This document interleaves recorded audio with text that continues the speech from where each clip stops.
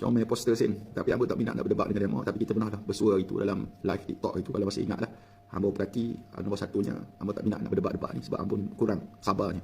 Yang kedua, tak ada fungsi untuk kita berdebat sebab tidak ada isu. Sebab isu yang dibuat menuduh Tok Guru ulama maksud tu satu hujah yang dangkal lah. Hujah yang tak betul dan satu tuduhan yang melampau. Assalamualaikum warahmatullahi wabarakatuh.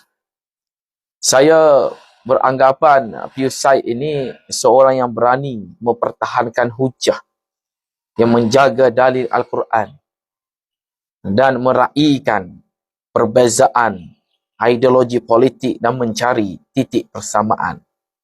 Tetapi sayang seribu kali sayang, majoriti ustaz-ustaz PAS ini hanya berani bila hanya sehala.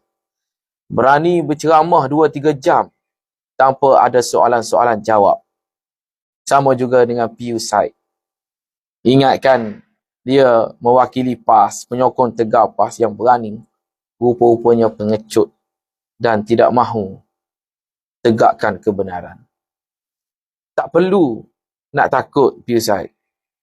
Sebab dalam Islam, Qul hatu burhanakum in kuntum sadiqin. Datanglah dengan bukti-bukti sekiranya kamu di pihak yang benar.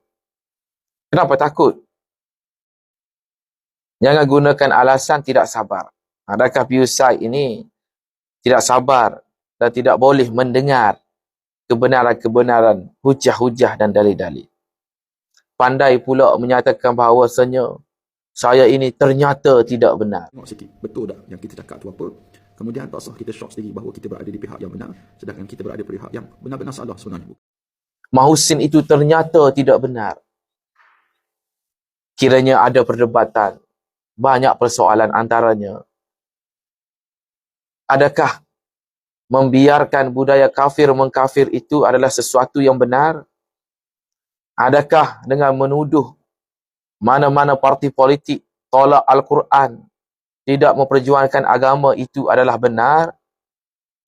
Adakah solat 2 imam, daging sembelihan, dan yang khawarij berlaku dalam negara kita Malaysia ini adalah di pihak yang benar? Jadi Pius Said, saya ingatkan bila anda ini petah berbicara dengan dalil-dalilnya, rupa-rupanya tidak. Pius Said ini hanya mencari dalil untuk memperkuatkan partinya sendiri, bukan untuk memperkuatkan ummah. Sangat rugi ada penceramah yang lahir daripada program reality TV. Program reality TV adalah dasar yang telah diterapkan oleh UMNO Barisan Nasional.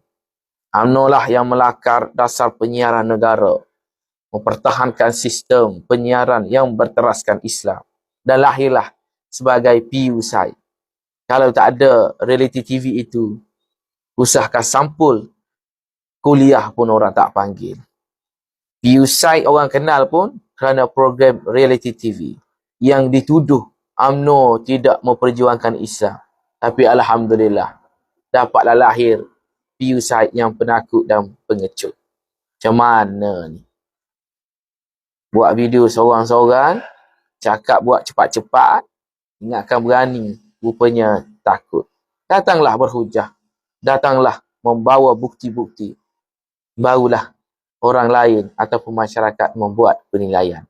Kalaulah perangai Pius Said ini sebegini, maka betullah dengan pepatah Melayu, baling batu sembunyi tangan. Belum apa-apa, tidak mengaku atas tuduhan, tetapi lari medan perjuangan.